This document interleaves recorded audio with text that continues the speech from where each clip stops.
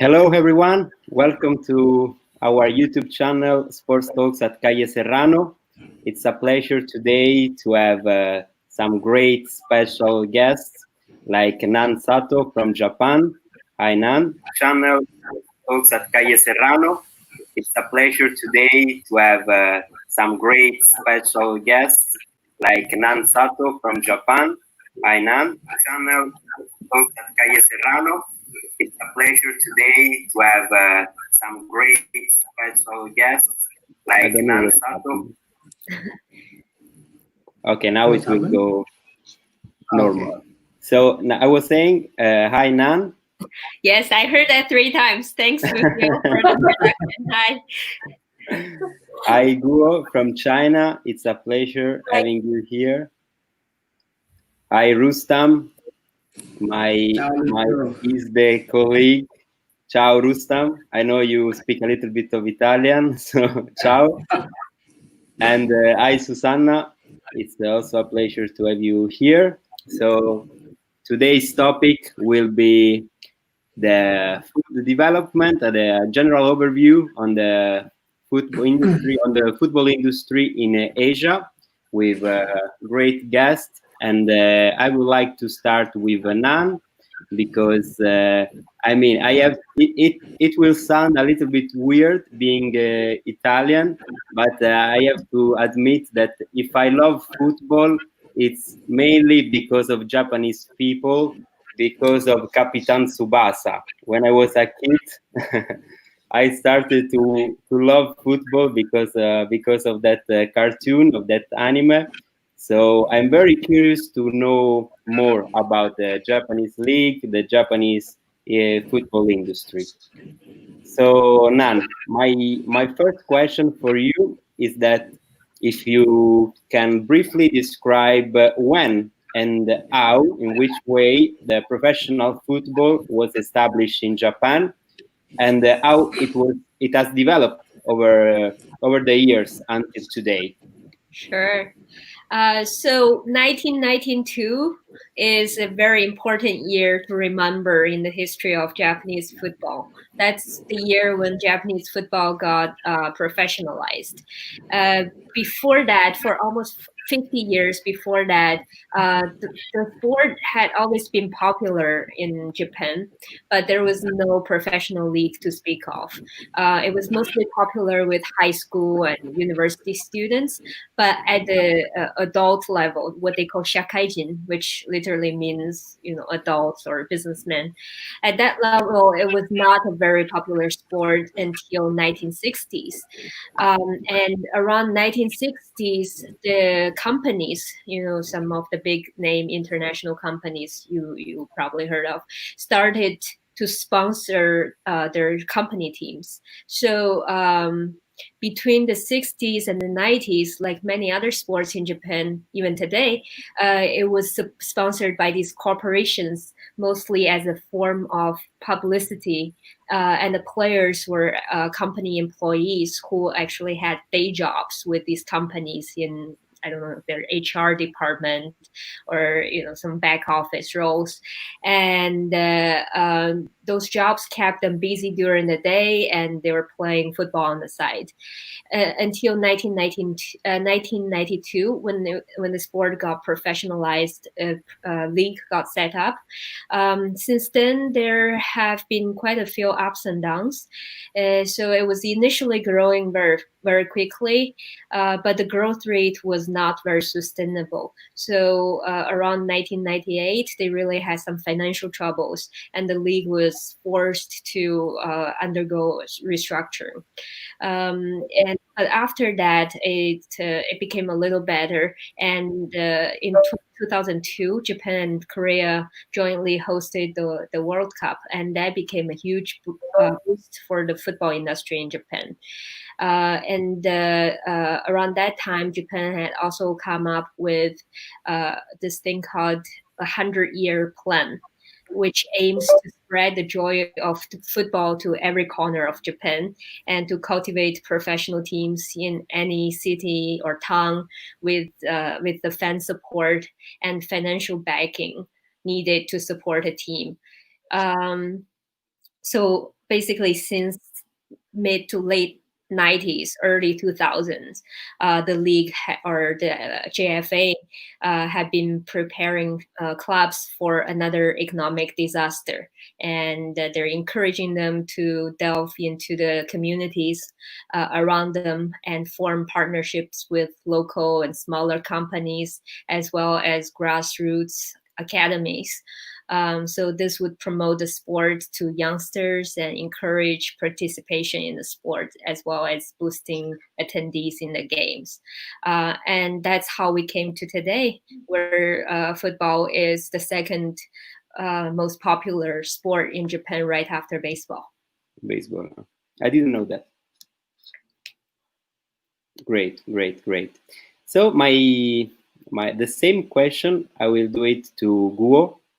So Guo, I'm very curious. I mean, I know a little bit of the Chinese football because we have many Italian representatives there, starting with Mr. Lippi, Cannavaro. So what happened in China when they decide to develop a professional football, a professional league? Tell me a little bit about that. I will unmute your microphone and you can start. Okay. So just now, it's a pleasure to hear from Nan about the development of Japanese football because in China, because we are neighbors, the two countries are neighbors, so we always were discussing about how Japanese and Korean people were developing their football industry. And I was amazed to find actually there's a lot of similarities because now Japanese football, the J League, is considered quite advanced in China. So I initially had this stereotype or impression that Japanese football must be professionalized very long ago, long before the Chinese football. But actually, the reality is that it's just 2 years before Chinese football went into professionalized. So football actually, I think there is a city in China called in Shandong province. It's called Zibo or somewhere else in Shandong, which is actually officially considered as the hometown of football, of world football, while Manchester in the UK might be considered as the hometown of the modern football. So so football was actually quite popular since like 1,000 years ago in China. So it's quite amazing. But because we had so many like change of dynasty, so in modern times, I think it's very much like what Nan has described. In the 1940s, 50s, usually it's organized in a community-based and factory-based. And when I read history about the Chinese football, you can actually find actually the in like 60 years ago, football was quite popular among the community, where you could consider we did have grassroots football, while maybe it's lacking now in China. But because, we have this revolutionary history and the wartime, so after New China, the People's Republic of China has been established, then you have to reestablish everything again.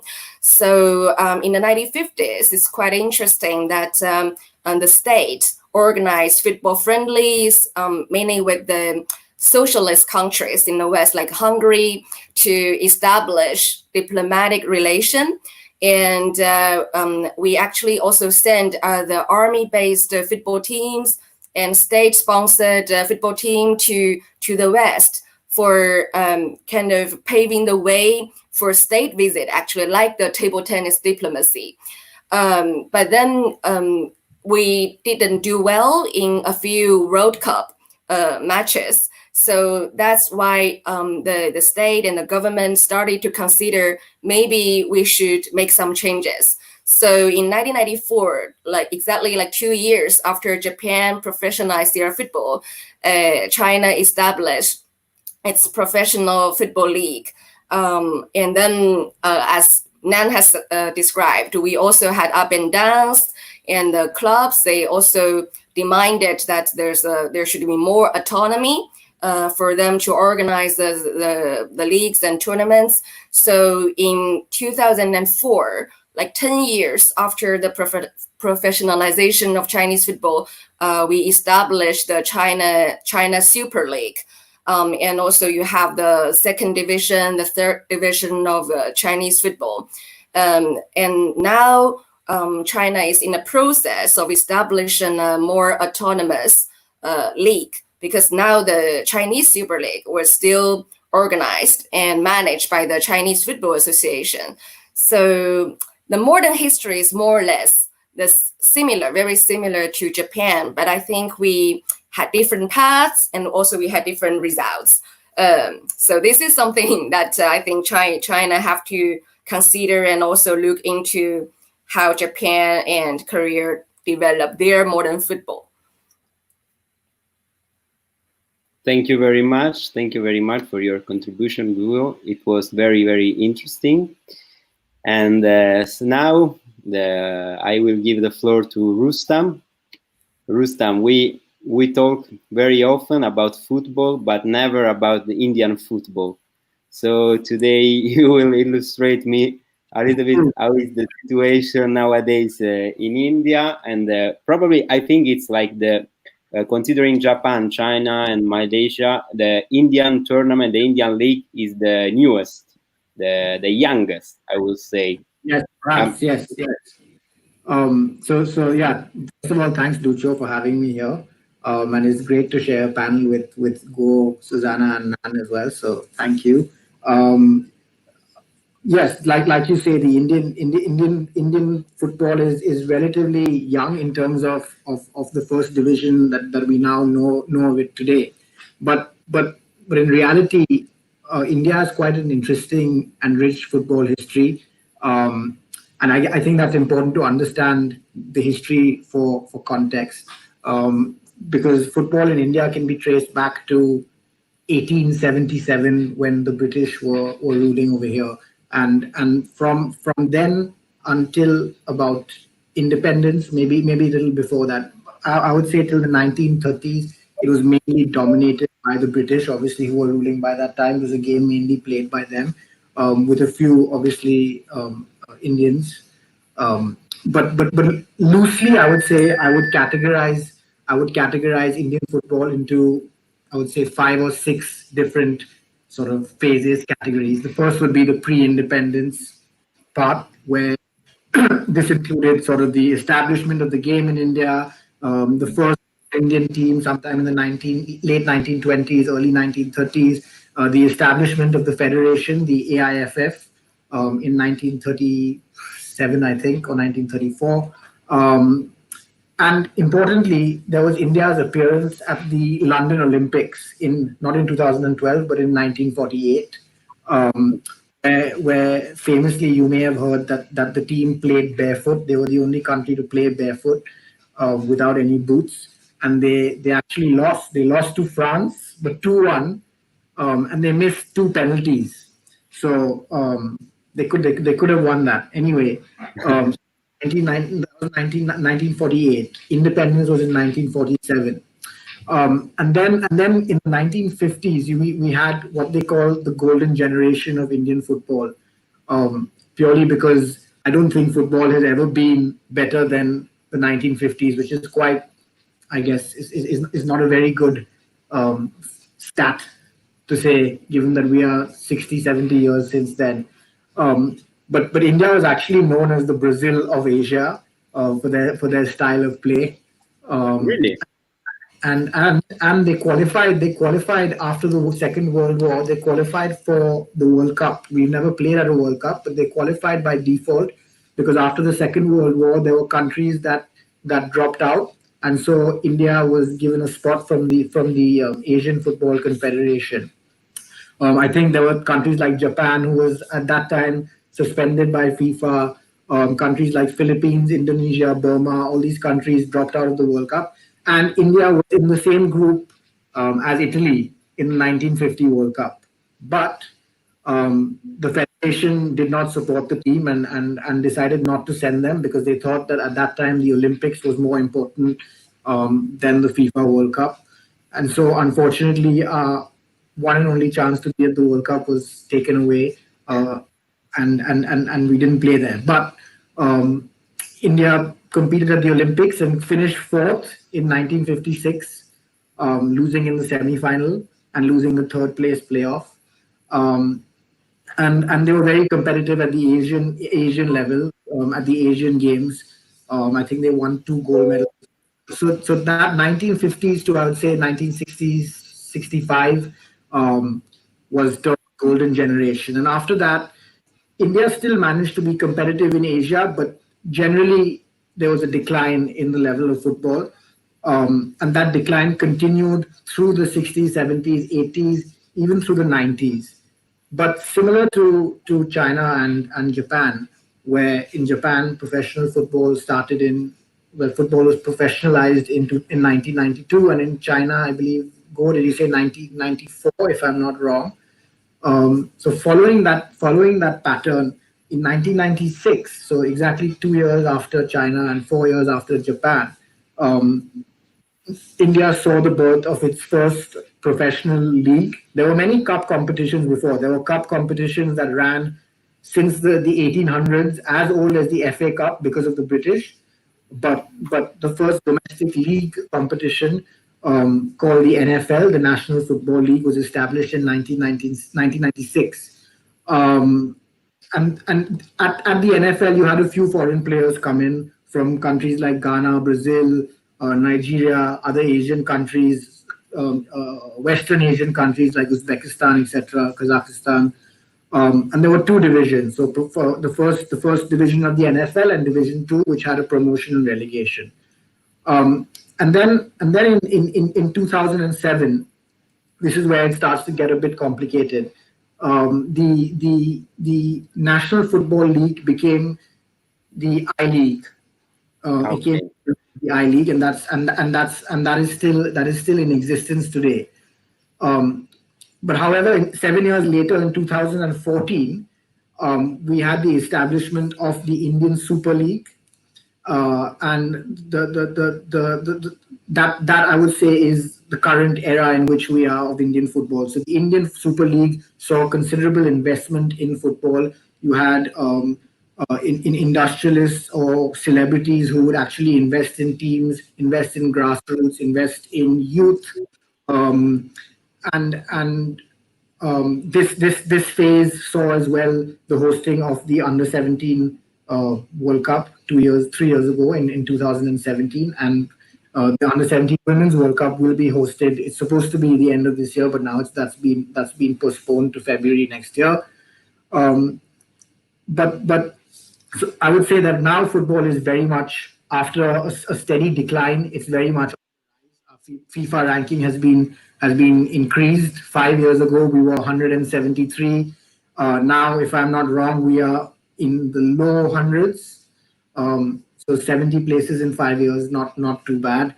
I think that's where we are. And I'll talk a bit more about the structure of the leagues, because it's sort of complicated as to what has happened and who sits where. But that's generally how football has evolved over the last many years. Thank you for these excursus about the history of the Indian football. And I had seen, I remember, a TV program in which it was described like the golden generation of Indian football players playing without boots. Sky Sport made an incredible documentary about that. Yeah. The playing without boots part, many people say that the reason that they did not play at the Olympics was because they did not play with boots, and FIFA, they could not afford boots, and FIFA had a rule against people who were playing barefoot. But that is actually not the truth. They did play without boots at the Olympics 2 years before, but at the World Cup, I think they used that, the federation used that as an excuse to not send the team, because they did not want to fund it and give them the opportunity, like I said earlier. That is what the history books say, at least. Thank you. Very, very, very interesting. And so, Susanah, here we are. And I'm very curious now to know more about Malaysia, because I don't know anything about Malaysian football. I know that AFC is based in Kuala Lumpur. So I think that Malaysia has an important role in the football of in the Asian football, also because it hosts the main institution.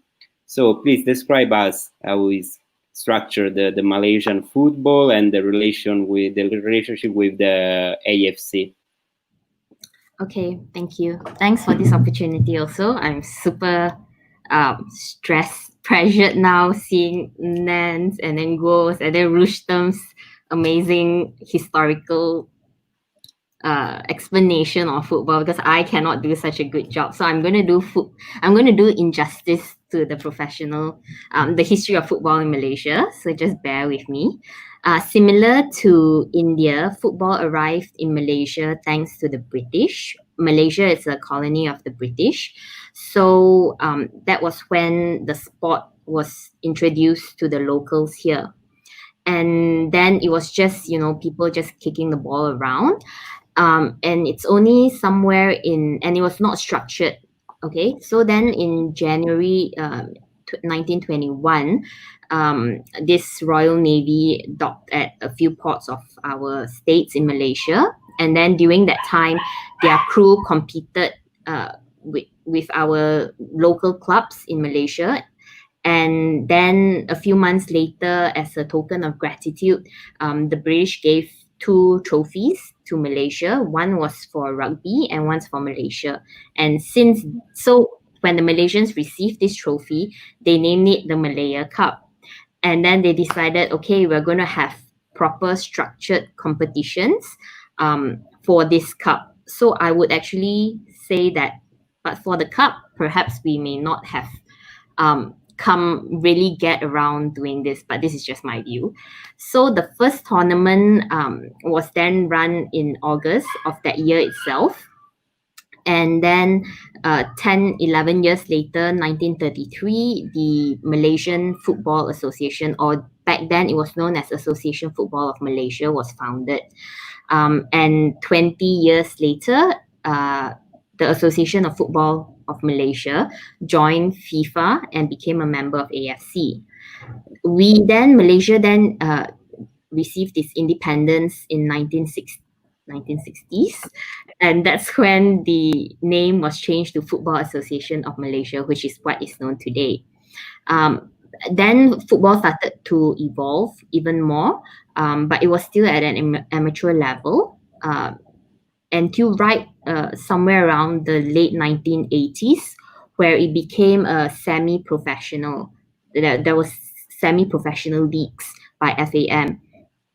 And then in 1994, the first ever, the semi-professional leagues then became, FAM then started to have this professional league, which is known as Malaysian Premier League. And at that point of time, it was divided into Premier League 1 and Premier League 2. Then sometime in 2004, which is, everything takes like 10 years in Malaysia for something to happen. I have no idea why. But in 2004, FAM then decided to privatize the league. And so then we have our leagues in Malaysia. The professional leagues are actually run by Malaysian Football League, MFL, together with FAM.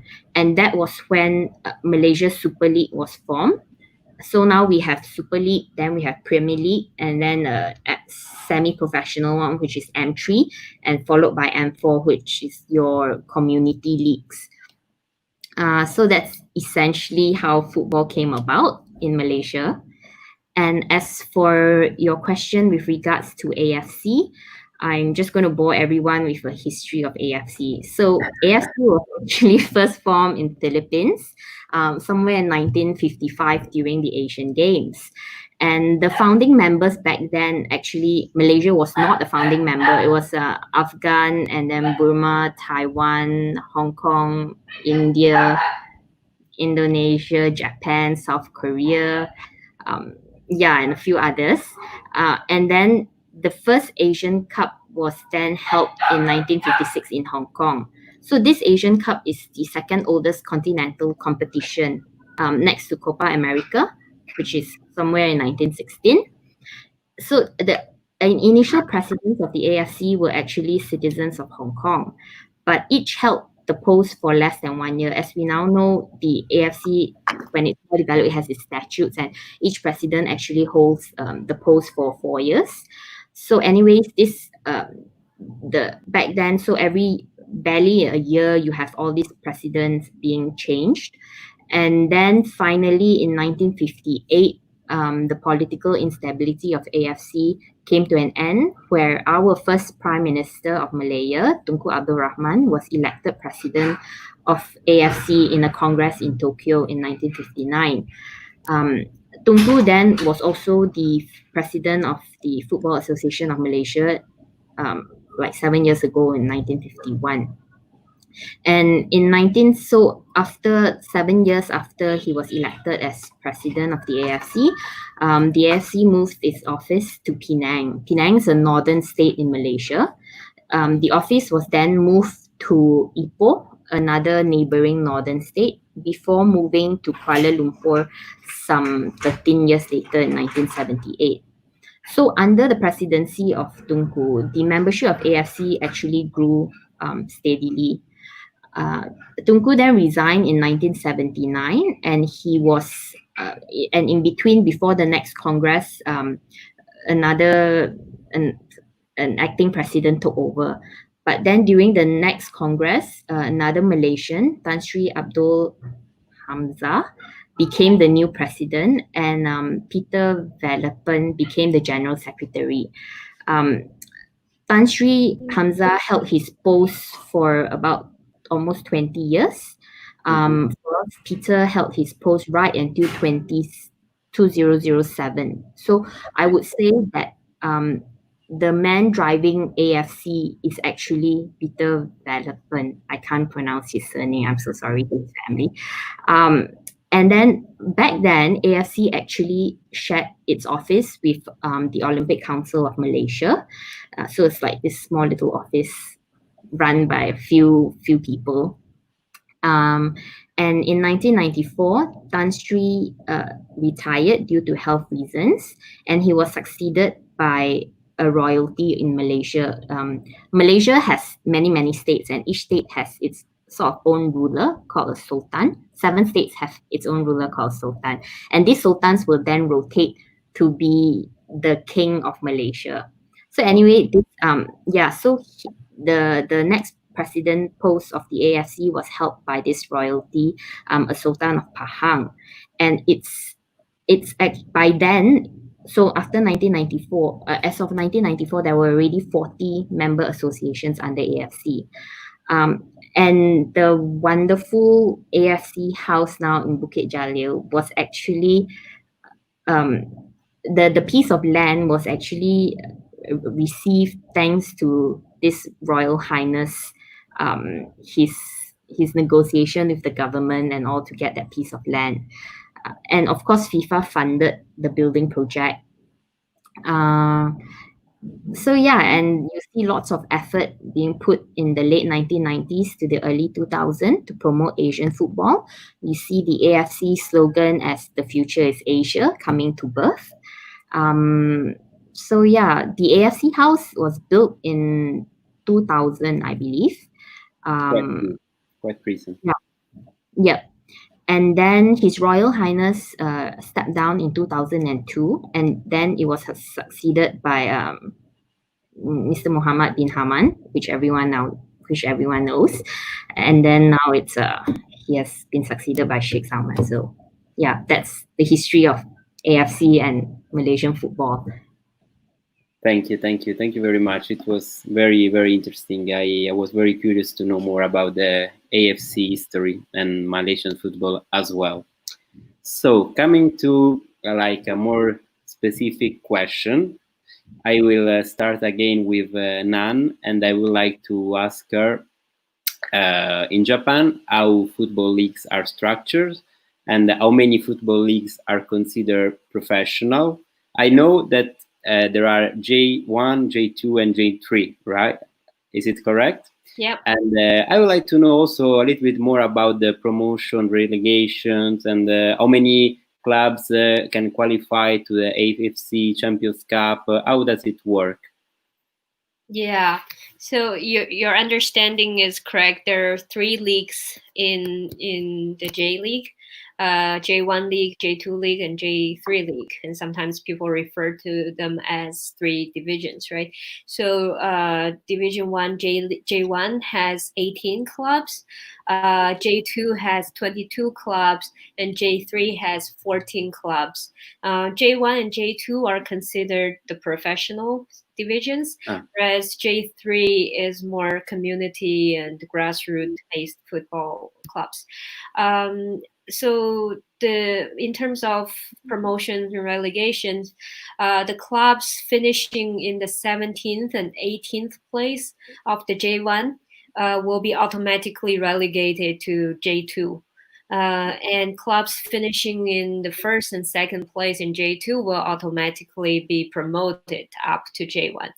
And the 16th place in J1, remember, it has 18 clubs. So if you're the 3rd one from the bottom, then or the 4th one from the bottom, so the 16th finisher of J1 and the clubs finishing between the 3rd and 6th place in the J2, who also have a J1 license, will contest the J1, J2 playoffs. And then the winner of the tournament will either remain in or be promoted to the J1. So it's almost like a wild card situation there. With respect to AFC Champions League, the winner of J1 and the Emperor's Cup are shoe-ins, so they're guaranteed spots in the AFC Champions League. Just a quick word about the Emperor's Cup. That's another competition domestically that happens every year, and without taking too much time, it's usually happens right before the Japanese New Year, and and because of that, the Japanese football calendar is a little off. We've had a lot of discussion about changing the football calendar to be consistent with the European calendar, to make it easier for players to transfer. But the biggest resistance domestically is the schedule for the Emperor's Cup, because you have to finish the regular season in time to participate in that cup. But anyways, the winner of J1 and the winner of the Emperor's Cup are guaranteed to participate in the AFC Champions League, and the number 2 and number 3 of J1 will do a playoff to kind of compete for. So the number 2 and number 3 of J1 in the playoff season will actually be participating in AFC as well. So there are 4 teams usually from Japan that participate, and that's how they get selected. Okay. And now another more legal question. Always talking about the Japanese clubs. I remember in your in the IF webinar, you told that in Japan, football players are not considered employees, right? Yeah. So my question is, on one hand, if what is the legal framework for the clubs? So if they are considered companies or like clubs, association, no profit. And on the other hand, talking about football players, if they are considered professionals, like in Italy, that in professional leagues, football players are considered professional, or are still considered amateurs, so they don't have the duties and the rights at the same time who are the professional ones. Mm-hmm. Yeah, so from the club's perspective, the Japanese football clubs are incorporated. There's a special legal structure in Japan called General Incorporated Associations. So they're almost like a hybrid between corporations and nonprofit. So a lot of football clubs and other types of not strictly nonprofit organizations. I guess they have fewer restrictions than traditional nonprofit organizations, and there's different tax treatments too. But basically, they use this general incorporated association structure. And with respect to the football players, I'm talking about men players. Those that are in J1 and J2 are professional clubs, so they're usually considered professionals, and they're paid to play football full time, and they get pretty good salaries, so they're generally able to sustain their lifestyle. But on the women's side, the story is quite different. Even the top women's league, only a selected few are professional. But we're in the process of professionalizing the women's football as well. Thank you very much. And Guo, which is the reality in China? I mean, how the professional leagues are structured, and if clubs are considered companies, and football players are considered employees or professional or amateurs. Tell us, please. Wait. We cannot hear you. Second. You can start. Okay, so maybe we could start with the second question. Like, what is the legal structure of a football club? So comparing with Japan, I think the Chinese football clubs are simpler, like the legal form is simpler. So usually you could consider them as the company. There's always a private company running a football club. So the football club is like an asset of this company. Okay. So they are not a private association. So if the player or the coaches have to sign a contract, they always sign a contract with a private company behind the football club. But there is also an issue with the dispute resolution, because I was asked by the judge this morning. I went to the court to settle a football-related dispute. And they were asking, because so we are dealing with a club that dissolved, and then a coach brought an employment-related claim against this company, right? So legally, he could do it because the company, fortunately, still exists. Because if the company itself dissolved, then he has nothing to sue.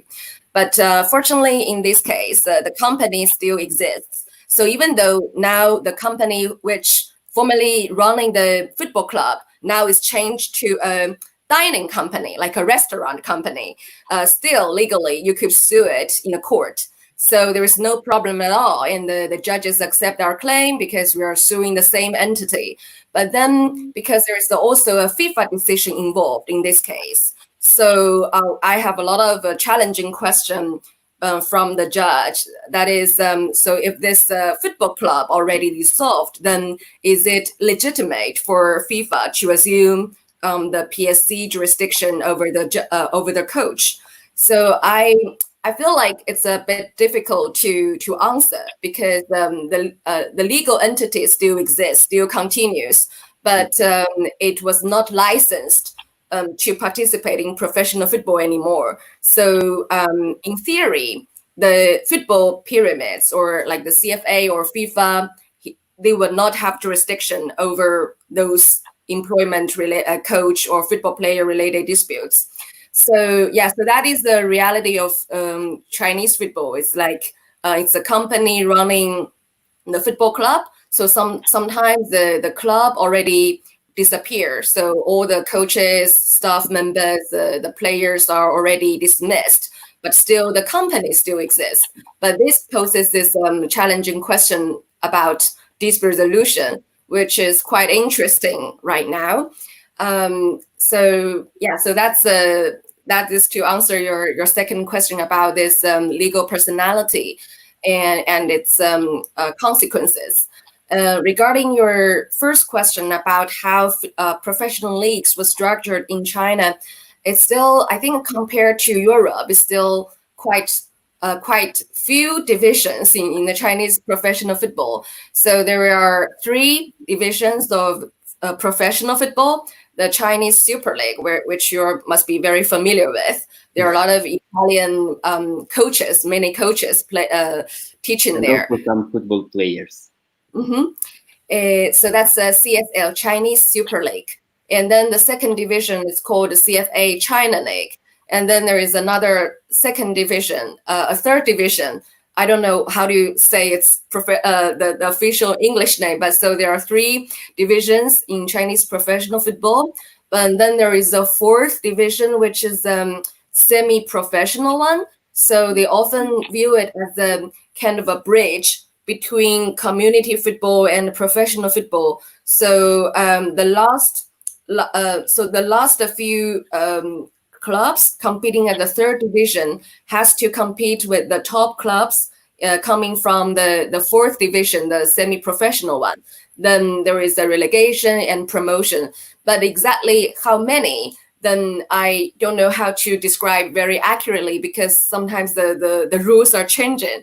And yeah, so it's a bit complicated for me to describe it in English. But it's in theory, it's just a few top clubs from the semi-division can be promoted to the professional one. But of course, they have to meet the requirements set by the Chinese football club by specified timeline. So they have to prove that they have this required financial ability, and also they have this kind of stable stadium to train and to play to be qualified for the professional football. So currently there are 16 clubs in the Chinese Super League, and then there are 18 in the first division, the second division, the China League, and then there are another 21 for the third division. So we just announced the exact list of the clubs that qualified for professional football this year because of the coronavirus. But fortunately, it's already published. So we are still waiting for the games to be resumed, and it hasn't really confirmed when. But there is also new phenomenon and new theories now being hot debated in Chinese football. That is a neutralized player, which is new. I think it's not new for Japan already, because we have been talking about it, and we say, oh, Japan has done that and it has really improved its professional football. So that's one of the reasons kind of used to persuade people to accept neutralized players. So now we have a number of players now already changing nationality and playing for China. And there are also new policy for like the reserve team for Chinese Super League to play the second division. But whether it's good or bad, I think people have different opinion, and we have to watch the exact result of these new policies. Yeah. It was interesting. I didn't know about this naturalization process going on in China. I heard something about Japan, but I didn't know that it was happening the same in China. Very interesting. We have to prepare for the Qatar World Cup, so I think that's a preparation work for the World Cup. Hopefully next year. No, the year after next year, 2022. Yeah. Right. Yeah. In November, right? It will start, I think, in November or early December. And so, my friend Rustam. Sorry, Lucio. Can I ask a question to Guo? Sure. Naturalization of footballers, because a while ago I was working on a case where this European player was trying to play in China through the naturalization process, and my understanding is that if you can prove that you have some family ties, if you like have one grandparent from China, then it makes it easier.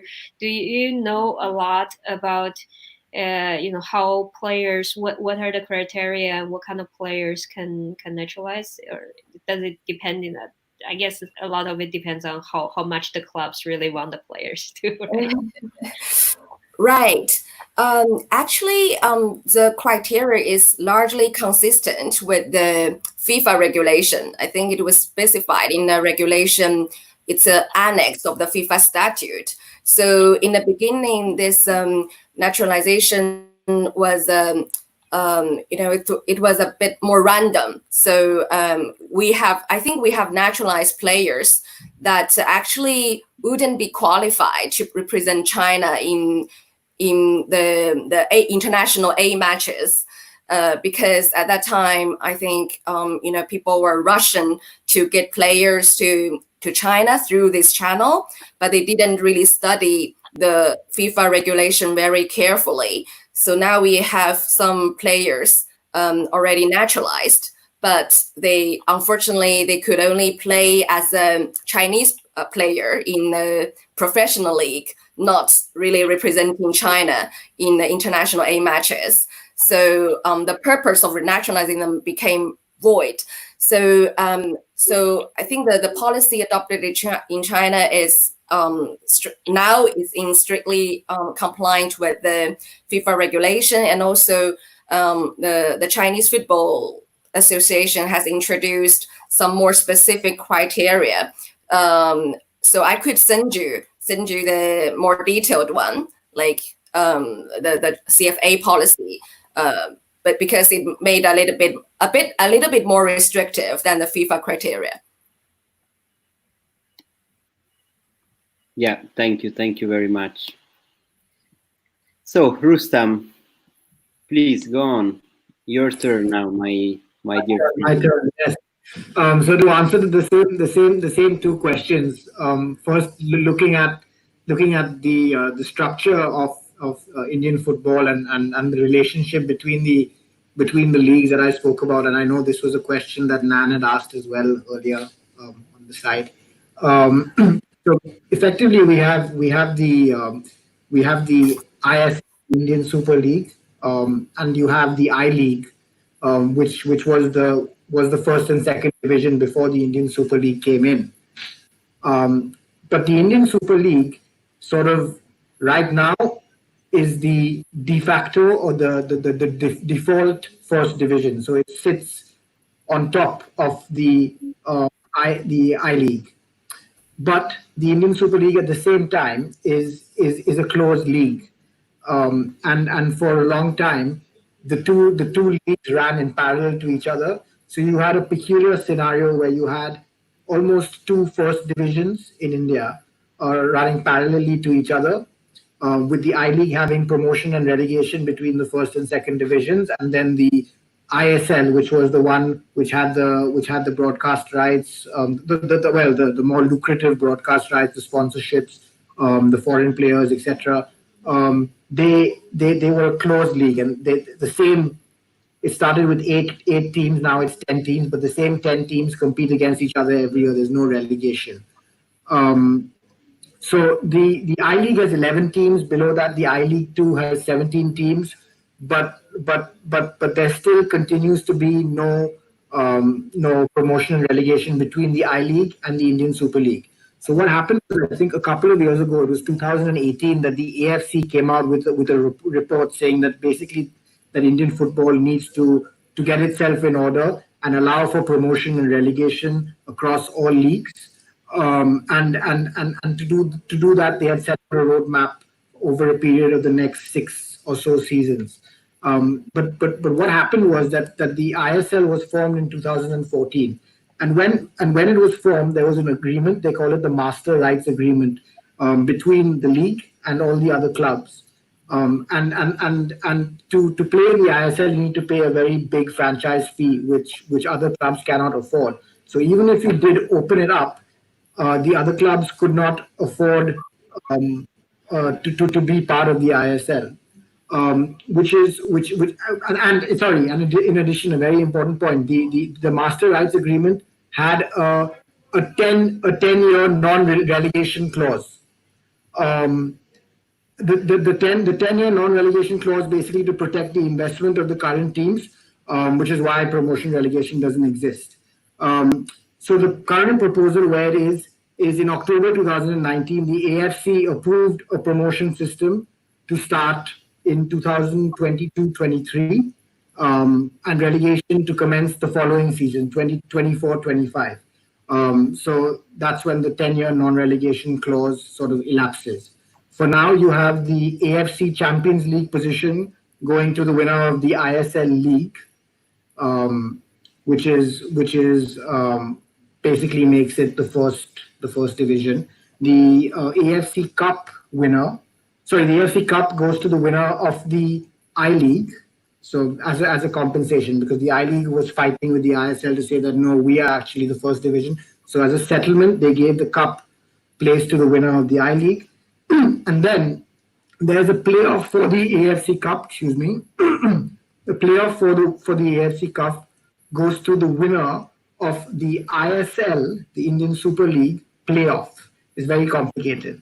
But at the end of the season, the top 4 teams play in a playoff, and the 4 teams, the winner out of those 4 basically wins the ISL. So the AFC Cup position goes to the top team of the ISL playoff. So this season there was a huge complication as to which team gets which spot, but I probably won't go into that for now because it's a lot of detail.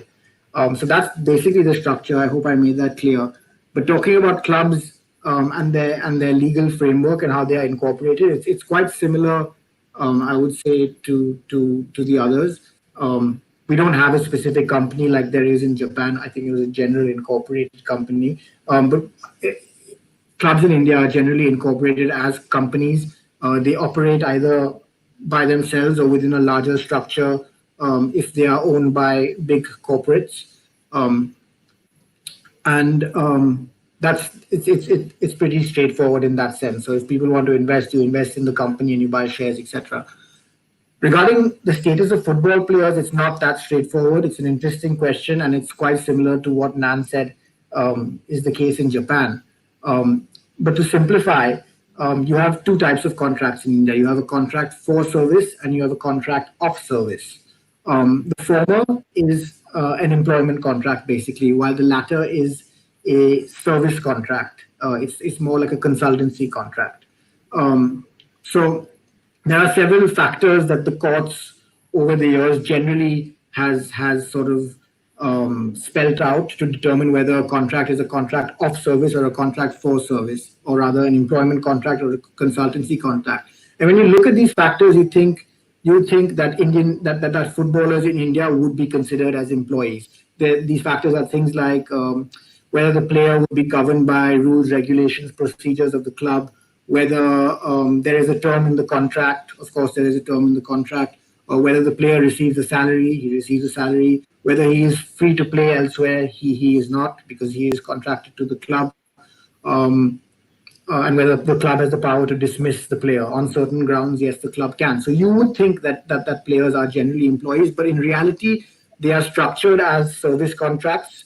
The implication of this is that players are not liable, do not benefit from the several employment benefits that a private sector employee in India would be eligible for. There are many of those benefits. But the advantage is that because they are consultants, they pay a lower rate of tax, and I think that seems to be the one of the main reasons why they are structured as such. Okay, Susanah, what can you add? There is something very peculiar in your country, or more or less is the same as in Japan, India, and China? I think it's somewhat similar to China a little bit, and a little bit to India. So I don't know if Malaysia is really such a copycat or what. But basically, we have a structure of leagues also. Our topmost league is the Super League, followed by the Premier League. Each of them has 12 teams, and it's based on promotion and relegation. So the bottom 2 will get relegated to the Premier League, and similarly, the Premier League top 2 winners will get promoted to the Super League. And then you have the M3 League, which is the amateur league That one has 14 teams, and only the top 2 will be promoted to the Premier League. Currently, there's no relegations for the entry. But these top 2, as with what Guo explained for China, you've got to meet club licensing criteria. So you've got to have, your stadiums. You must meet all these extra requirements before you can actually. So even if sporting merits, you can be promoted, but if club licensing you fail, then you don't get the promotion. And in terms of AFC competition, so the winner of the Malaysian, so this is where it's a bit like India, the winner of the Malaysia Super League will then qualify for the subsequent season AFC Champions League group stage. And then the winner of the Malaysia FA Cup, which is one of our national tournaments, will then qualify for the AFC Champions League playoff slot. And if this team loses the playoff slot and is unable to reach the group stage, then the club will play in the AFC Cup playoff slot. So it is also a bit confusing, and I don't want to confuse people further. But the ranking and the slot allocation to Malaysian clubs in this AFC competition is not just dependent on how the club performs, but it's also on the Football Malaysia Association of Malaysian ranking, and then you have all this calculation based on team performance and etc. So, and also the national team's FIFA World Cup ranking, like how the other countries are also doing. And I actually forgot. Oh, okay. So our clubs in Malaysia, you can have. So Malaysia is a bit funny. You have state associations that are also football clubs, and then you have football clubs affiliated to those state associations, and they can be competing in the same league. They can be competing in Super League. So it works that way. And you have companies owning clubs also. Like there's a Super League club in Malaysia that is owned by a company, the Chi Group. And then you have clubs being owned by government agencies. So we have the Armed Forces Football Club. And yeah, so essentially you have state-owned clubs, you have private company-owned clubs, you have government-owned clubs. I can't remember what other questions were there. No, the status of the football player. Sorry. So, unlike India, our status, the football players here are actually employees of the club. But the thing is that in Malaysia, to be an employee, to have the protection of a particular statutory act, you got to earn under 2000 or 2005 Malaysian ringgit to fall under the Employment Act. So most football players obviously do not fall under that. But it has yet to be tested whether they are employees. So far, I'm not aware of any football player bringing a club to court, because all this, as with most countries also, the main issues faced by a football player is not being paid. So they would normally just lodge a claim through FAM, since it's a national dispute, or for foreign players, you go through the whole FIFA process. So in that sense, I guess they are viewed as employees pursuant to the FIFA's RSTP, and Malaysia, who adopts the RSTP and have their own. And also our Malaysian footballer contract, there's a standard contract, and in that contract they are deemed as employees of the club. So if the dispute is kept within the sporting family, I believe it will be decided as that they are employees. If it were to be litigated in an employment tribunal, I believe they will also be deemed as employees because of the contract, number one. Number two, clubs are obliged to contribute the equivalent to like superannuation. So it's like a pension fund for these local players. So on top of deducting tax to pay, there is also a certain percentage of EPF, we call it Employment Provident Fund contribution. So that only happens when you have an employee-employer relationship. So their status would be employees in Malaysia. Cool. Thank you very much. And you were so clear, Susanah. I would like to ask you, to all of you. I mean, the next one is my favorite question, because last week in Italy, the government gave a larger quantity of money to football with an instrument called Decreto Calcio. The government gave a lot of money to promote Italian football. So my question is starting from Nan, but it will be for all of you.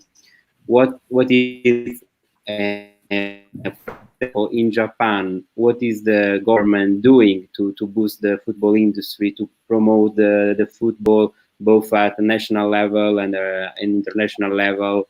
So as a brand, Japanese league as a brand, but also like promoting the local talent with football academies, youth teams, maximum of foreign players.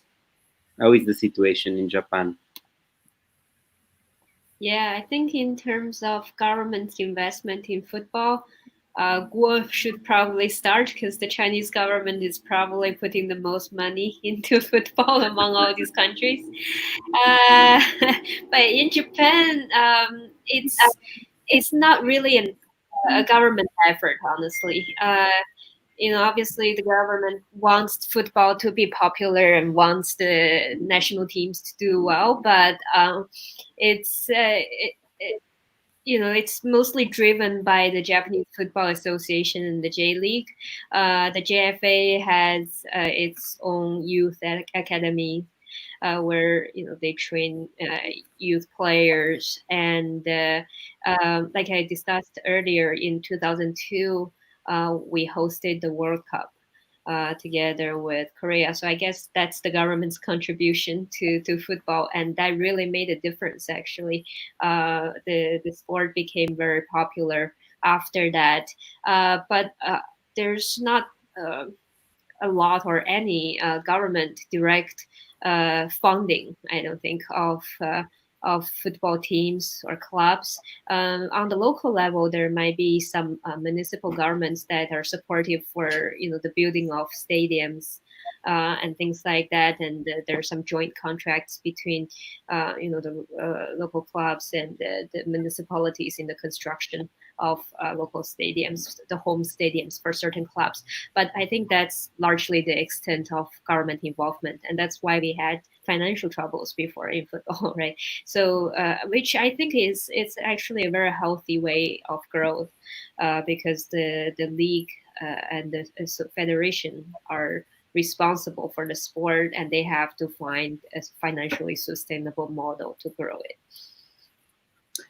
Good. And another question, always for you, Nan, a more specific one. I would like to ask you if there is a collective bargaining agreement, including, for example, minimum wages for football players, if there are some unions of football players or of coaches. Tell me, please, something more about that. Yeah, so first of all, there is a football players association. It's called the Japan Pro Footballers Association, and it's pretty active. It helps. There's a collective bargaining agreement, and it helps the players on a number of issues. And we have probably the largest membership in all of Asia in terms of footballer participation in the union. One thing is there's currently no female members in the union, because female football, as it stands now, is not professional yet. And technically speaking, the union can only represent professional players, but they're working on that. With the professionalization of female football in Japan, then we think eventually the union is going to have female members as well. And I know that they're very actively working with the female players before the professionalization to kind of get in there early and help them with collectively bargaining some issues over there. What was your other question? If there is also a union of coaches. Yeah, there's no union for coaches. And one thing that was discussed earlier by my friends here is, the salary issue, right? The negotiation of salary. So there's no minimum salary requirements. There's a maximum salary cap in J1, and also. What about foreign football players? For example, in China, I heard that a club can put on the pitch maximum 4 foreign players, and they cannot be goalkeepers. In Japan, there is something similar or something different? Yeah, there's no limit on how many foreign players each club can have, but you can only have up to 5 foreign players on your match day squad. In the match day squad. Okay. Yeah. Okay. Thank you very much. Guo, your turn. So before I answer the question about this, whether there exists a players union, coaches union, I would like to get back to Nan's previous question regarding that criteria. So yeah, the criteria was specified in the FIFA regulation on application of the statutes. So it's you can find it behind the FIFA statutes. It's Article 7 to 8, where you could find the criteria specified there. So the Chinese football also applied those standards to choose which player could be naturalized or which are not. But before, as I explained, because people haven't really spent time to research those regulations, so we have naturalized players who turned out to have already appeared on behalf of their previous association at official matches, international A level. Then, so they lost their eligibility to represent China, for example, in our aimed World Cup, hopefully. So if you are kind of looking for those standards, you can, I think, largely you can just look at that FIFA requirement. Well, my question was, thank you for that. That's very helpful. I was more curious about players who are not necessarily good enough to represent the country, but who want to play in China because they pay really good salaries there. But they can't really, because you have a limited number of foreign players that can be in each club that can play. So they want to qualify as a Chinese player. Right. For the league. So I guess it's more a national naturalization law issue. I'm not sure. So actually, I think now there is a kind of green channel, considered green channel for change their nationality. But so I was actually addressing specifically your question, like how do they kind of meet that criteria? So we are not talking about their competence. We're talking about, as you said, whether they have this biological grandfather or grandmother. So you can actually find that detailed requirements in the Article 7 or Article 7 and 8 of that FIFA regulation application. So if they, for example, have lived in China for 5 years, and if they have like 3 generations of biological grandfather or mother or parents who are born in China, or they themselves are born in China, they could potentially be eligible to represent China after they change the nationality. So if they don't meet those requirements, then they couldn't represent, officially kind of change their nationality to represent China in official matches that we are aiming for. Then I don't think the clubs will consider naturalizing these players. So they have to kind of look at those standards first to see whether they met those standards before considering these routes. So that's what I meant. So I don't know whether I have addressed your question. Yeah, but we can certainly discuss if you have more specific things in mind. Lucial, so you're asking like whether we have the players union, and what are the other questions? If there is a collective bargaining agreement, and I mean, what is the government doing in order to promote Chinese football? I guess it's doing a lot of things. Well, yeah, they're doing a lot of things, but I would say I feel yeah, Nan is right. Like I think the government and the society has putting a lot of resources into developing football, because I think the Chinese and Chinese people, they really have this kind of dream to qualify for a World Cup again. And I think they also consider the strength of football as a symbol of the strength of the nation. So I feel like, sometimes we, the Chinese, have putting too much baggage on football. And that's why it kind of, maybe had some reverse effects. Because when I see how football developed in the Western world, I feel like, people just play for passion, and they just enjoyed it, and it's more community based. And even in this coronavirus, you could see the football clubs, they have helped a lot to work with the community, and even the players and the coaches, they have been helping to deliver food or organizing voluntary work, and also giving encouragement to children. So I think that's the real meaning of football. And if you view football in this way, it's kind of woven into the society and the community life. I think it might be more positive than just allocating a lot of societal resources or money and trying to kind of qualify for something. So yeah, so I think that we have this dilemma or contradiction in China, is that we do, as you said, have this official policy to promote sports as an industry, to promote football as an industry, and we have specified goal to reform the professional football and trying to qualify the men's football again to World Cup. We have done very well in women's football, actually, but for men's football, then I think we had a lot of regrets, and also I have a lot of things to do.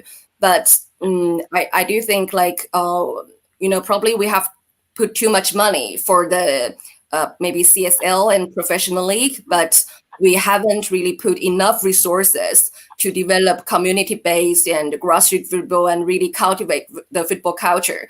So the football players and the coaches in China, they have earned a lot, like millions of dollars for 1 year, and now which prompted the CFA actually implement a new policy to limit their maximum salary they could earn. But during this pandemic, we haven't seen really any reported efforts made by those coaches and also professional football players to help the community or make the donation. Maybe they have done, but it hasn't really done a lot of PR. But certainly, I don't think there is any kind of organized initiative for the players and coaches to kind of do something for their pay back to the community as a group or as a profession. So yeah, so I think they exist in our society as individual, like very famous individual and stars, but they do not necessarily kind of hold them as part of a profession. So maybe that's relevant to your question as whether we have a players union and coaches union. No, we don't have. And firstly, no, we don't have. Because I think especially the Chinese players, I don't think they have this concept. A lot of them are not caring about law. So whenever there is a problem, they always have this custom of going to the government, like kind of maybe demonstrating to the government or kind of trying to negotiate with the officials, but they don't have the habit of, calling a lawyer. So yeah, so usually they only when they are very, very desperate, probably, they will ask for the help of lawyer. So that's why I think it's very challenging to be a so-called sports lawyer in China, because the sports profession here, they don't have a lot of like legal sense. And so that's, I think the education is something that we still need to do a lot of work with. And so the coaches and players, because they are not necessarily a community and they don't hold themselves as a profession, then there's no players union, no coaches union. Of course, they didn't do a lot or, kind of high profile work in the community, but also in terms of their own rights, they are not very, they don't know how to protect their rights. So that's why I think it's a difficult and challenging issue to represent those players and coaches, because they have no culture of asserting their rights through legal means, and there's no culture of collective bargaining, and there is no kind of culture of finding someone as your representative, as a player's representative or coach's representative, to bargain with the clubs. Yeah. So in terms of the three things you mentioned, the coaches as a union, and also the players union, and also the collective bargaining, it's non-existent in China. But hopefully we could have in the future. Thank you, Guo. Rustam, we cannot hear you. Sorry. Okay. Can you hear me? Yeah, perfect. Okay. So to answer your question about government measures for football, I think yes, the government generally has been promoting sport in general, not just football, and funding various sports with different levels of budget funding. But I think the federation is who is solely responsible for the level of development that has taken place over the years. I think generally there has been a growth in the football ecosystem.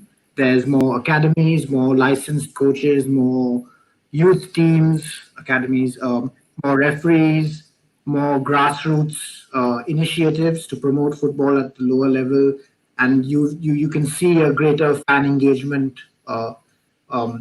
with allegiance to clubs and engagement on social media as well.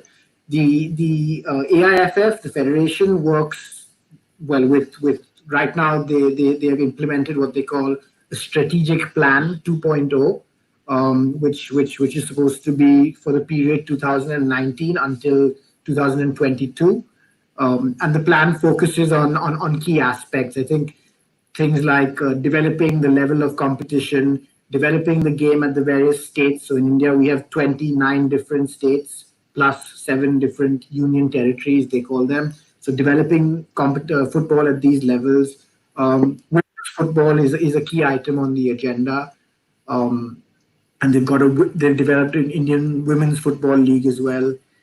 Infrastructure and legacy is also a key part of their plan.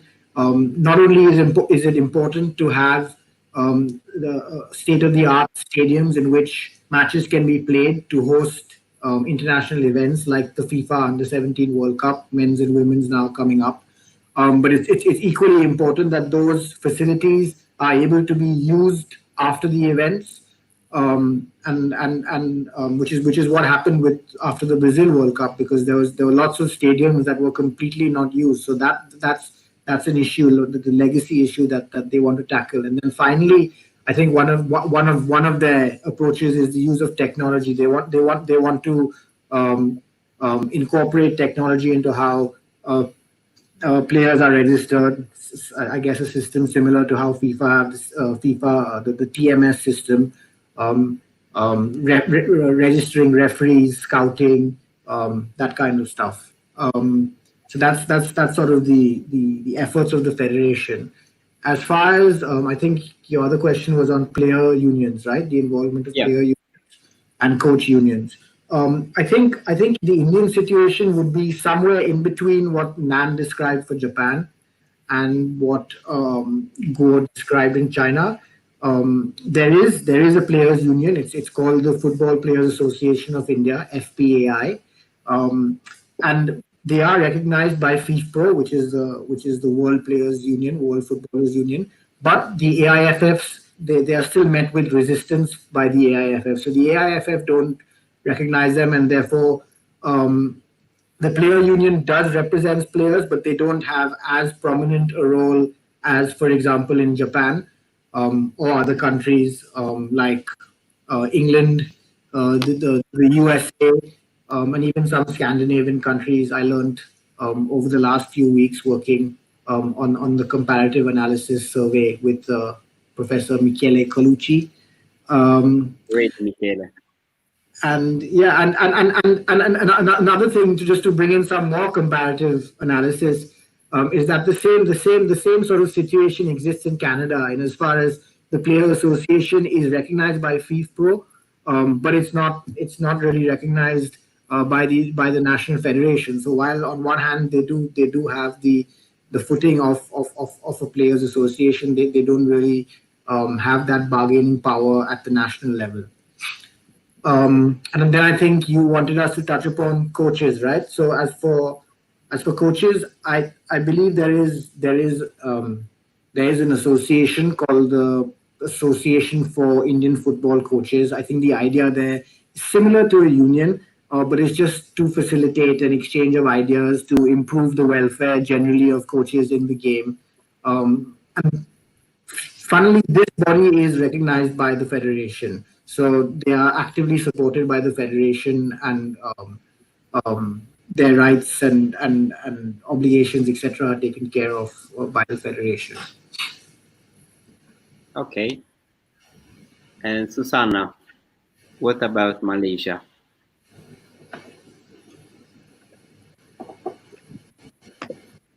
Okay, so in terms of government involvement to boost the football industry, I would say that in about 8 years ago, the sports ministry, the Ministry of Youth and Sports, actually have this plan called the National Football Development Program, where the ministry had pumped in about 165 million Malaysian ringgit into this program, and with this they structured it in three different age groups for the trainees. So firstly, they targeted young primary school going children at the age of 7 to 12. So they have little grassroots academies, football academies throughout the country, where these children will be guaranteed. They will have to go through a tryout first, and then once those selected ones, they will be then trained in these academies at least 3 times every week, and then there will be matches between the different academies. And then when these kids reach their teenage years, which is between 13 to 17, and if they display potential, they will then be funneled to state sports schools or the federal sports schools under the district center program. And then the cream of the crop of this district program will then be sent to the Mokhtar Dahari Football Academy, which is where you have this group of youngsters being like the next level, the next successful footballer in Malaysia. So since the inception in 2014, you have 45 grassroots academies and 62 district training centers. As of 2019, the ministry has reported to have trained close to 12,000 children, and the Mokhtar Dahari Football Academy has actually been awarded the 2-star rating by the AFC Youth Panel in April 2020. And the Youth and Sport Ministry also organized this Super Mock Cup in 2014, which you see world-class junior teams from like Arsenal, PSG, and even the Qatar Aspire Academy coming to have matches with our academy players. So the first successful batch of graduates actually came out last year. Of them, 28 of these trainees, these graduates, was immediately snapped up by a Super League club, the Selangor Football Association, and 6 others joined the Johor Darul Takzim, which is actually, I would say, the strongest Super League club in Malaysia, having won the title for like five years. And our little poster boy for this is Lukman, who has earned a contract with a Belgium club, but he has yet to fly over because of this COVID-19. So this is the initiative in terms of promoting football at a grassroots level. And as I mentioned earlier, we have a lot of state-owned associations / clubs. So you have also state involvement in supporting their particular football club, their state association club. So that I would say is the government's involvement. And in terms of your question, there is no collective bargaining agreement in Malaysia, so there is no minimum wage for these football players. There is, as with Japan and as with India, we have the Professional Footballer Association of Malaysia, PFAM, and they are quite vocal, I would say, because there's a lot of the main issues in Malaysia faced by football players is non-payment of salaries. So I would say that PFAM in this regard is quite vocal, but the players are still in a limbo. So you may have a decision, or you may have all these bad raps coming out in the news of this club owing the money and etc. But at the end of the day, the players are still not paid. And then you come to FAM imposing sporting sanctions, and then the club will come and appeal, and then FAM will give them more time to pay and etc. And then the club will try to come to a amicable settlement with the player of a lesser amount of their dues. So this process just goes on year by year, season by season. But at least I would say PFAM do try their best, or at least I hope they do. And in terms of coaches, we do have a Football Coaches Association of Malaysia. It was established in 1994. It's affiliated to FAM. Currently, there are 700 members, but I have not heard of them. I've not read much about them in the news, so I don't think that they are really that vocal. They may be doing things behind the scenes, but I'm not too sure. I do feel that there is a lot for them to copy or to look up to. I know, for example, Football Coaches Australia, they are really fighting for the rights of their coaches, in terms of even trying to include them include them in the national football system, safeguarding their rights, to have like a arbitral tribunal for them to go to, etc.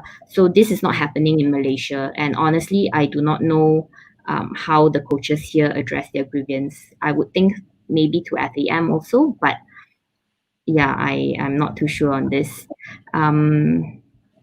What was your other part of the question? I can't remember. No, the status of the football player, if there is a union of a football player, and you already answered to this question. So I think that every topic was covered. Okay. Thank you, Susanah. So we are going to the end of our webinar, and I have another important question for all of you. But before asking you this question, we received on Facebook several questions from Italian lawyers or even sports lawyers, but they are not legal questions. There are no legal questions, only curiosities about football in Asia. So the first question is the following one, which is I'm gonna read it. Which country is supposed to be the next ASEAN football giant? So what is your opinion? It's like a general question for all of you. Japan. I feel like a traitor for It's already a football giant. I think Japan is already established as a giant. So yeah, I don't know. I would argue India, but like it has some way to go. But I do think India has a lot of potential, honestly. Yeah, they do. I mean, it's a country of over 1 billion people, so you have to be able to tap into that talent eventually. I just feel like you have to ask what giant means, like, you know, whether financially or popularity or number of people involved or level of community. So yeah, so I think there is a different I think criteria. it's all connected, right? Guo, you were mentioning how the government is spending a lot of money, but there's a disconnect on the community and grassroots level. I think that's not really a sustainable model. So in order to be a giant, to achieve the level of popularity and general support football is receiving in Europe, then you really need an environment where there's enough support and where people actually feel a connection to their local clubs, so that you have support from all levels, and people put jerseys on their babies and you feel like you're committed to a club since the moment you were born. And that, unless you can really create a culture like that, I think that's very common in Europe, but in Asia it's still not there in any of these countries. So we really need a more stronger, more fanatic fan base everywhere, and that will make people send their children to football academies, and more children would want to play football. And that's, I guess, the only way. It's going to take a long time, but that's the only way where football can become very sustainable. Okay, Sorry, Susanah, sorry. go ahead. So James Kitching is watching. So maybe we should ask James, since he was he has so much time with Asian. Hi, James. Hi, James. Well, give us your comments. So now I put him on the spotlight, and I don't think he's gonna say anything already. And I think it's very encouraging that he supports this webinar. So yeah, thank you, James. And we have another question, guys here on YouTube by Rishvik. I hope I'm pronouncing it well. Maybe Rustam could take this question. So it's for you, Rusty. One of the most underrated aspects of the whole ISL versus I-League was the competition law angle. We were having an interesting chat with Benoit the other day at ISDE. Maybe the abuse of dominant market position argument could come in here. Yeah, that is actually a really interesting question, Rishvik. I hadn't actually considered that, but now that you say it, I guess there's a competition law angle to it. The problem, I think, with the whole I-League versus ISL debate is that you on the one hand you have a group of 10 clubs who can afford to play in the ISL, and they eventually price out the rest of the country from earning promotion there on merit, right? And that is effectively, I'm no competition law expert, but that is effectively what you would argue is the abuse of dominant position. At the same time, it is also them respecting the terms of the agreement, and I think this is where the compromises come in with the federation, with the AFC, and with both leagues. I know that the I-League was not happy about this position at all, but I think this is where the compromises come in to allow promotion to the ISL 1 year before the non-relegation clause lapses, and then allow relegation only after that 10-year period finishes. And part of this compromise is also allowing them in the I League and AFC Cup position. So I don't know if I answer your question, but I agree that it is an interesting angle to be considered. I'm sure it has been analyzed by experts. But yes, definitely like valid points on both sides. Okay. So my last two questions to all of you, starting from Nan. The questions are the following one. What about the sports jurisdiction? So I would like to know if, as I think so, but can you confirm me that there are some federal tribunals, federal courts for domestic disputes in Japan? Like, for example, in Italy, we have like the Collegio Arbitrale, which is like linked to the Italian Football Association. So it's like a proper federal court. There is something similar in Japan, and then like the last question that is like taking a look to the future perspective of Japanese football. Which are the future goals, like the realistic goals, and in your opinion, which measures could be taken in order to make it even more competitive? Always considering that Japan is already a football giant in Asia. That's good.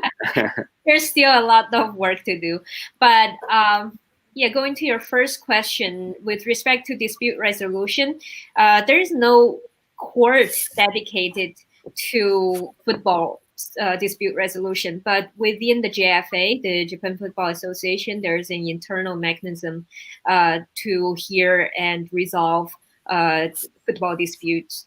And there's also an entity called Japan Sports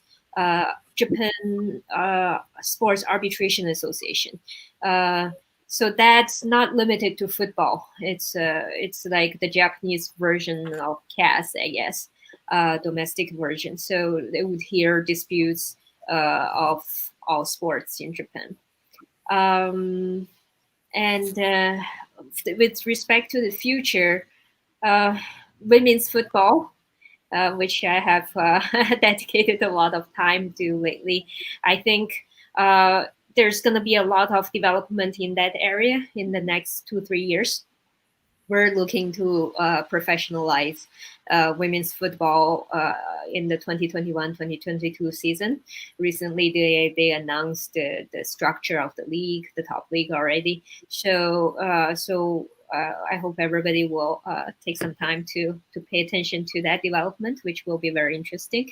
And Japan has been doing okay. I mean, in terms of international achievements, but I think there still needs to be a lot of support on the player side, and also creating more a general interest in the community and the society for football, so that. Like I said earlier, and I guess Guo discussed this point too. You really need a culture where every segment of the society is involved, is connected through football. So I think we still need more effort on that front. Once we make football a culture, I think eventually. We're going to be more financially sustainable and more successful on the international stage as well. Thank you very much. Guo, your turn. Maybe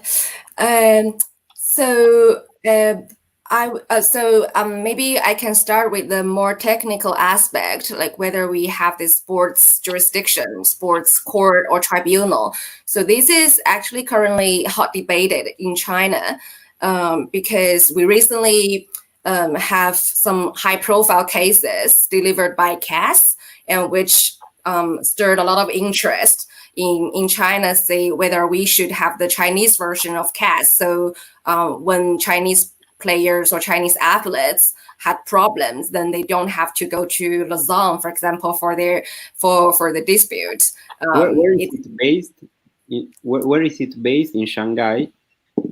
No, we haven't really had this one. We haven't had it yet. Oh, okay. Sorry, I understood that. We have a hearing center based in Shanghai of the CAS, Okay. so which operated and administered a few cases, I think, from Japan, Korea, so it still needs more cases, I think, to get into full operation. But and also it's still like a regional office or rep office of the CAS, but it's not the Chinese version of the sports arbitration tribunal. So currently we are still discussing the need to build that one so that we can keep some type of disputes domestically, so that some disputes do not have to go internationally. And actually, I have been addressing this question in like the China in a 2020 version of the dispute resolution in China sports chapter, and this year is our first year to have a chapter dedicated to sport, where I really spend a lot of efforts to discuss the necessity to have such an organization. We do not necessarily have to follow the suit of a lot of European countries, like in your country, Italy, or maybe just as Nan explaining Japan, that you have a specialized arbitral tribunal just for sport, because in sports law in China, it has specifically provided that it has to be established by the state council. So it has such a high level involvement, so necessarily it takes a lot of time and also procedure. So we're discussing whether maybe it's possible for us to adopt the American model, like the JAMS and the American Arbitration Association, where the commercial arbitration association or agency, they could have a specialized like a name list of arbitrators. So they could include Chinese and foreign arbitrators specialized in sports that can take sports cases. Then in this way, you still have the required expertise to deal with those cases. And also you don't need to involve the high level agency like the state council to create such a tribunal.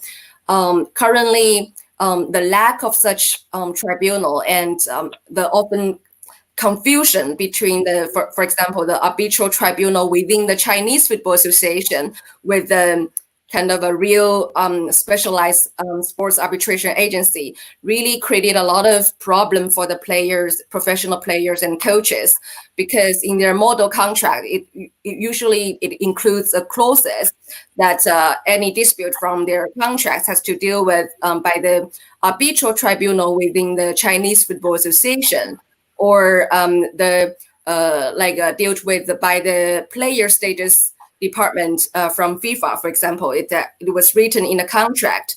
So when, for example, like in the cases that I usually encountered, usually when the club, if they were no longer licensed to participate in the professional games, then the Chinese Football Association wouldn't take those cases. And then if they go to the court, then the court says, hey, this is the arbitral clause, because you have this arbitral tribunal within the Chinese Football Association, so the court wouldn't take it. But actually, we all know that those internal organs of the CFA or internal organs of FIFA, they are not arbitral tribunals. So there's a lot of confusion created by those, like a linguistic confusion, I would call it. So my proposal is that we really need to, in China, in at least in my country, I think there is really need to kind of clean up all those the name adopted by those agency, and also the model clauses currently adopted by the CFA and also by the clubs, so that whenever there is a problem, then people can clarify whether the court may have a jurisdiction or not. So I think it will be a positive improvement if we could promote some arbitration association in China to create a sports department. But then we also have another more difficult task, because a lot of association, they have this motive to develop this new business in sports, right? Because now I think it has become a buzzword in China, and a lot of those arbitration institutions, they are interested in to create new business. But I think the more important thing is that you have to persuade the sports organs in China. It's like the CFA, the CBA, the Chinese Basketball Association, all other national sports association, to learn about this sports dispute resolution, and also to create to adopt these clauses that choose those like the sport division of a commercial arbitration association to deal with their disputes. So that's the current status in China. And just a brief words regarding the future. I entirely agree with Nan, with what she says about we need to develop the culture. Because currently I feel like there is a lot of power and also money resources from above, from the official tier. But I feel like at the grassroots level, we are less powerful. Like you don't have this framework and also grassroots network to actually put down the power and resources delivered by the state. So yeah, there are a lot of money involved, but then we have no idea like how it can be effectively distributed at grassroots level and at regional level. So I think for the Chinese football to really develop in the future, it's really, really necessary to empower, for example, like I think Chinese Football Association to really do its job in with respect to regulatory work, and also to promote the community football. Because I was very impressed when I was in UK, when I saw like those like amateur football was very much organized by the FA. Because my friend was a referee, like referee for a grassroots football match, which was actually also listed on the FA website, and listing who is the referee and who is team A and team B, which is like even the grassroots level football was organized in that way. So my friends and I myself was really impressed in that, because currently we have no such framework in China.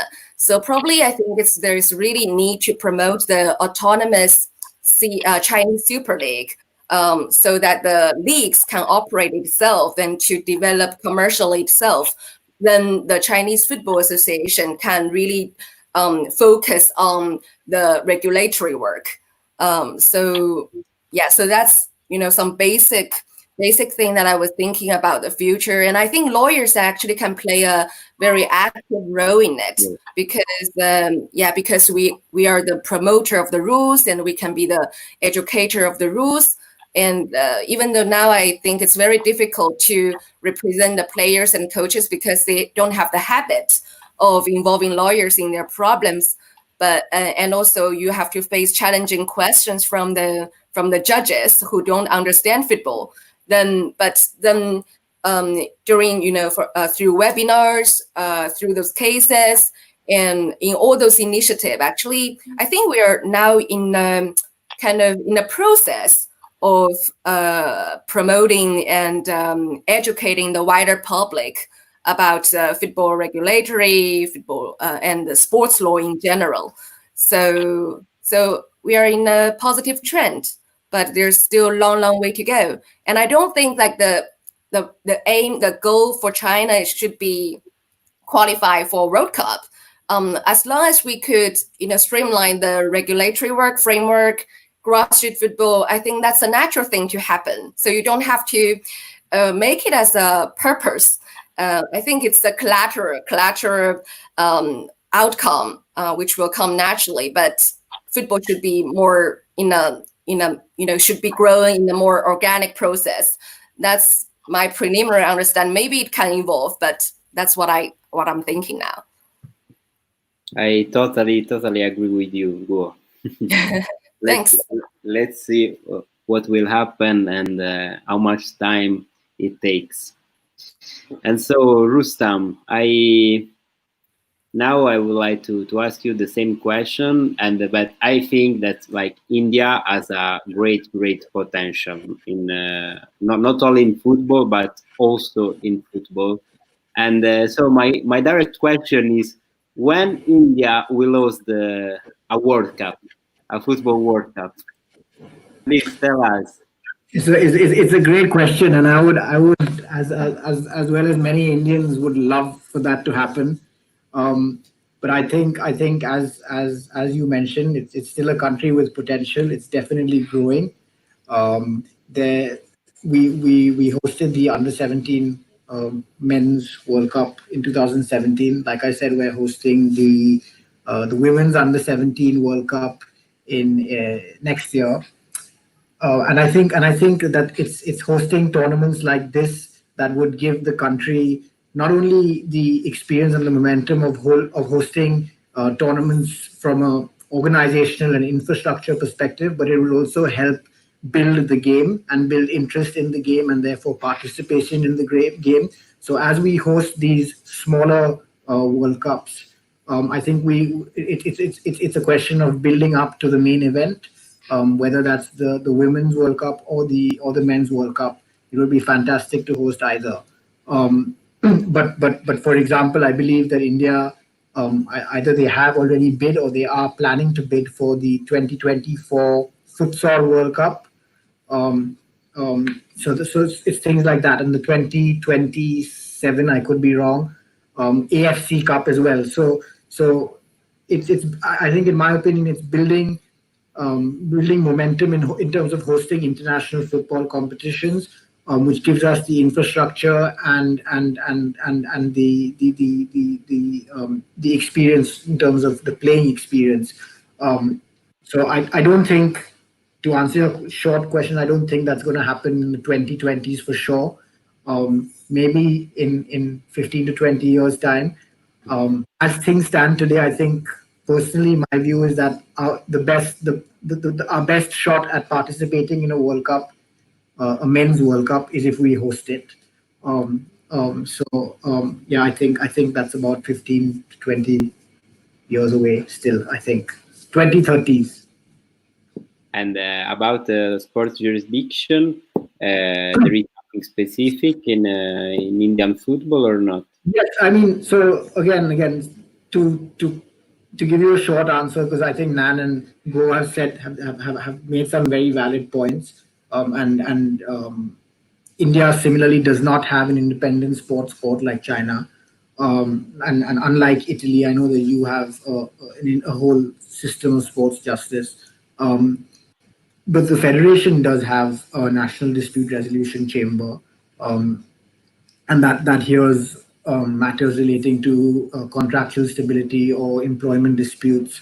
And the federation at the same time prohibits the recourse to ordinary courts. Not the federation through its regulations. So it does prohibit the recourse to ordinary courts unless there are specific reasons which are also provided in the regulations. So yes, I mean, there is the system of a national dispute resolution chamber.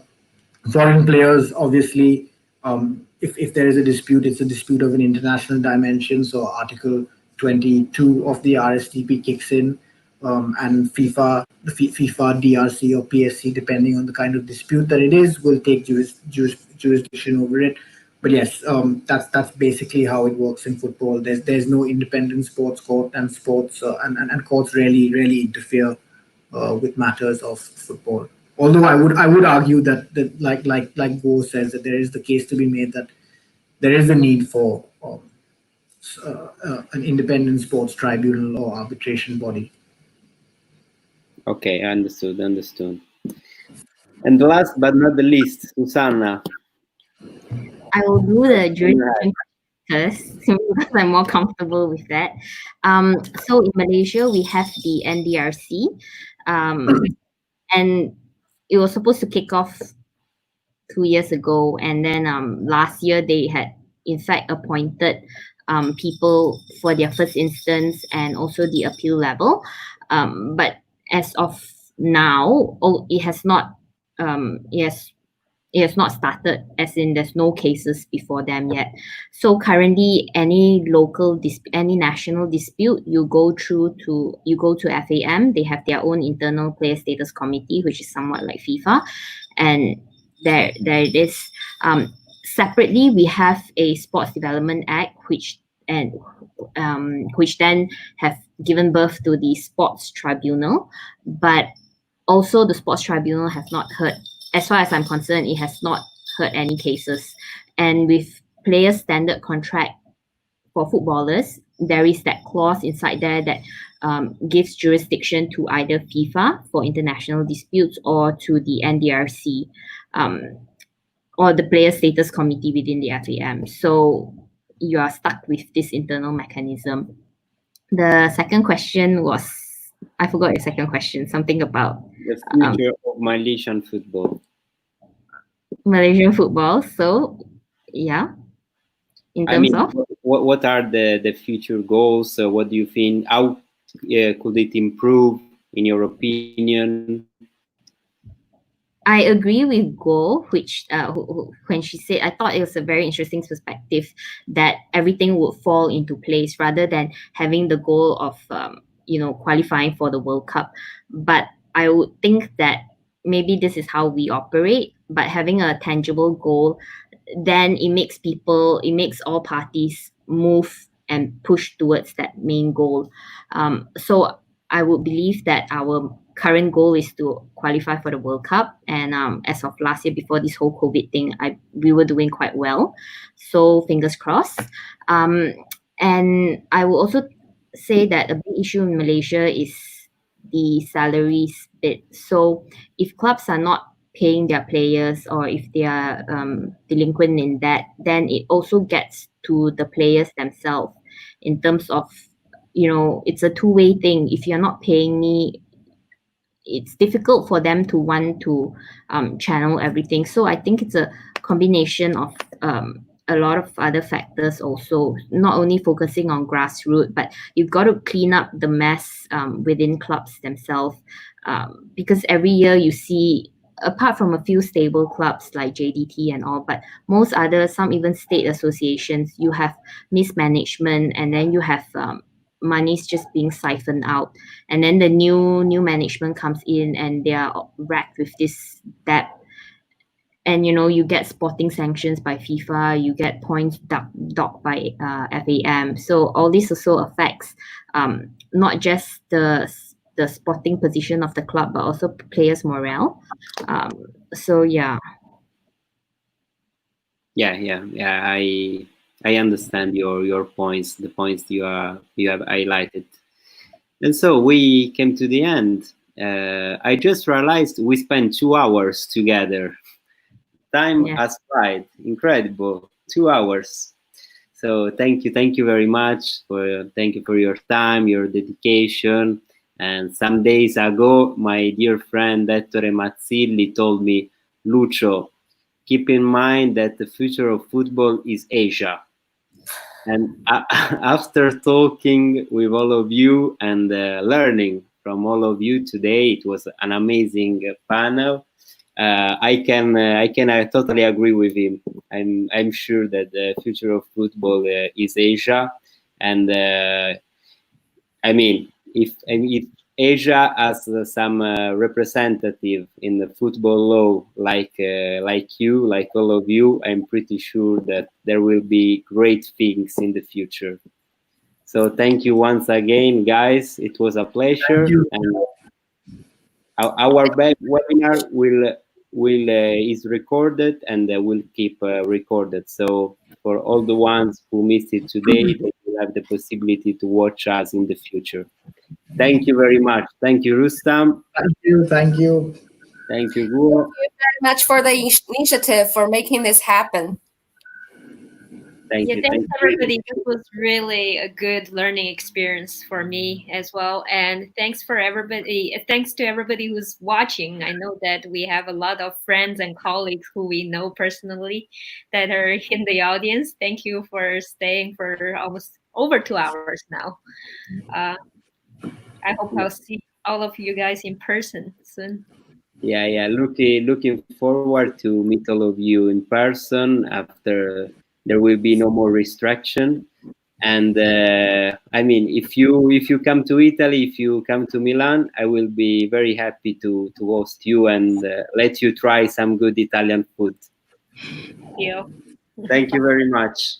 Thank you. See you Keep soon. safe, everyone. Bye. Thank you. Thanks.